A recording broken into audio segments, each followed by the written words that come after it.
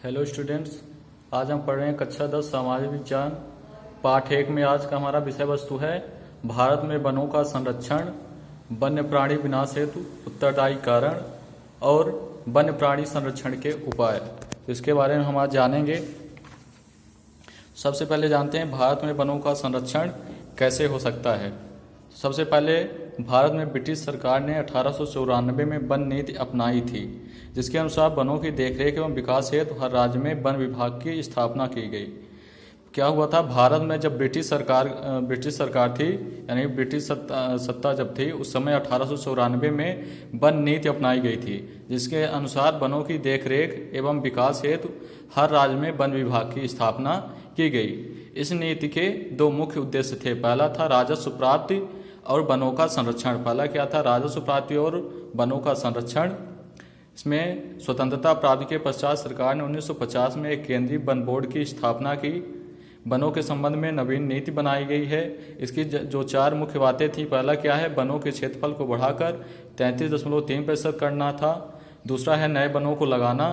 तीसरा वनों को सुरक्षित करना और चौथा है वनों के संबंध में अनुसंधान करना। फिर दूसरा है 7 दिसंबर 1988 को एक नवीन वन नीति घोषित की गई, जिसके जो 3 लक्ष्य रखे गए। पहला है पर्यावरण में स्थिरता लाना, दूसरा जीव जंतुओं व वनस्पति जैसी प्राकृतिक धरोहर का संरक्षण करना, तब तीसरा लोगों की बुनियादी जरूरतें पूरी करना। इसमें वन संसाधन की मुख्य समस्याएं भी हैं, जो क्या है, पहला वनों का क्षेत्रफल कम होना, दूसरा वनों का ऊंचे पहाड़ों पर होना, तीसरा वनों का असमान वितरण, परिवहन संबंधी कठिनाइयाँ, परंपरागत तकनीक, शहरीकरण से वनों की समाप्ति तथा वनों की आग, ये सभी वन संसाधन की समस्याएं होती हैं।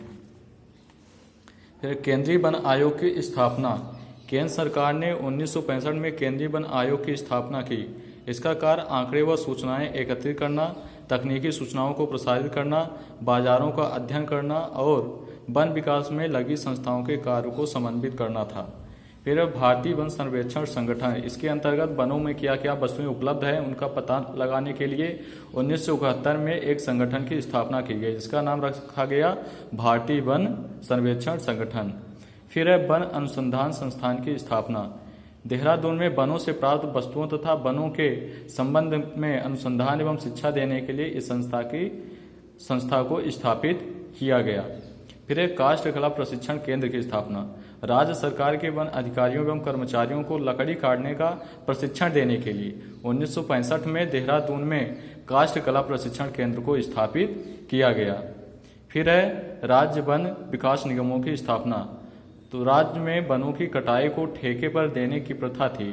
ठेकेदारी प्रथा को समाप्त कर वनों की कटाई हेतु वाणिज्यिक वन विकास की स्थापना 19 राज्यों में की गई है। फिर भारतीय वन प्रबंध संस्थान की स्थापना। इसके अंतर्गत वन संसाधन व प्रबंध व्यवसाय की नवीन बातों की जानकारी देना है, जिसके अंतर्गत 1978 में स्वीडिश कंपनी की सहायता से भारत के अहमदाबाद में इस संस्थान की स्थापना की गई। फिर वन संरक्षण अधिनियम बनाया गया। 1980 में भारत सरकार ने वन संरक्षण अधिनियम पारित करके किसी भी वन भूमि को सरकार की अनुमति के बिना कृषि भूमि में परिवर्तित नहीं करने का प्रावधान निश्चित किया। यानी 1980 में भारत सरकार ने एक वन संरक्षण अधिनियम बनाया, जिसके अंतर्गत किसी भी वन क्षेत्र को कृषि भूमि में परिवर्तित नहीं किया जा सकता। सरकार ने वनों को 4 वर्गों में बांटा है। पहला है सुरक्षित वन, दूसरा राष्ट्रीय वन, तीसरा ग्राम्य वन और चौथा है वृक्ष समूह। फिर वन महोत्सव की शुरुआत, यानी भारत सरकार ने वन महोत्सव अधिक से अधिक वन लगाने के लिए, अधिक से अधिक वृक्षारोपण करने के लिए वन महोत्सव की शुरुआत की। वनों के क्षेत्रफल को बढ़ाने व जनता में वृक्षारोपण की प्रवृत्ति पैदा करने के लिए भारत ने तत्कालीन कृषि मंत्री श्री के.एम. मुंशी ने 1950 में वन महोत्सव अधिक वृक्ष लगाओ आंदोलन प्रारंभ किया। फिर है सामाजिक वानिकी। विश्व बैंक से प्राप्त वित्तीय सहायता से वृक्षारोपण की यह योजना शुरू की गई, जिसके अंतर्गत इसमें चक्र वानिकी आती है तथा विस्तार वानिकी एवं शहरी वानिकी के अंतर्गत खेतों, सड़कों, रेल लाइनों के किनारे वृक्षारोपण किया जाना है। फिर संयुक्त वन प्रबंधन नीति बनाई गई। देश के कई राज्यों में संयुक्त वन प्रबंधन व्यवस्था को अपनाया गया। फिर वन अग्नि नियंत्रण परियोजना, यानी वनों में जो असमय ही आग लग जाती है, उसके लिए वन अग्नि नियंत्रण परियोजना बनाई गई।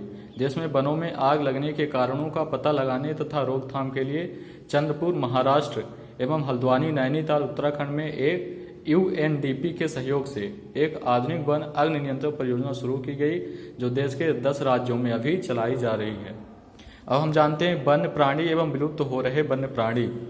वनों के साथ साथ वन्य जीव भी मानव के लिए महत्वपूर्ण संसाधन है। यानी वन तो मानव जीवन के लिए एक महत्वपूर्ण संसाधन है ही, लेकिन उनके साथ साथ जो वन में रहने वाले वन्य प्राणी हैं, जंगली जानवर हैं, वो भी मानव के लिए एक महत्वपूर्ण संसाधन होते हैं। वन्य जीवों से मनुष्य को मांस, खाल, हाथी दांत आदि प्राप्त होते हैं, जो राजस्व भारत सरकार में राजस्व बढ़ाने में सहायक होते हैं तथा मनुष्य की आवश्यकताएं भी पूरी करते हैं।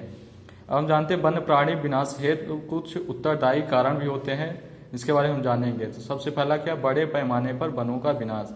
जो वन्य प्राणी धीरे धीरे जंगलों से नष्ट हो रहे हैं, उनका सबसे बड़ा कारण क्या है, अत्यधिक मात्रा में वनों का विनाश हो रहा है। फिर दूसरा है विविध उद्देश्यों से वन प्राणियों का शिकार। जो मनुष्य है वो क्या है, अपने अपने उद्देश्यों की, अपनी अपनी आवश्यकताओं की पूर्ति के लिए वो क्या करता है, जंगली जानवरों का शिकार करता है, जिसके कारण वन्य प्राणियों की संख्या धीरे धीरे कम हो रही है। फिर तीसरा कारण है पर्यावरणीय प्रदूषण। पर्यावरण में असमय ही अत्यधिक मात्रा में प्रदूषण हो जाने से भी वन्य प्राणियों की संख्या धीरे धीरे कम हो रही है। फिर है जीवों के प्रति घटती दया भावना।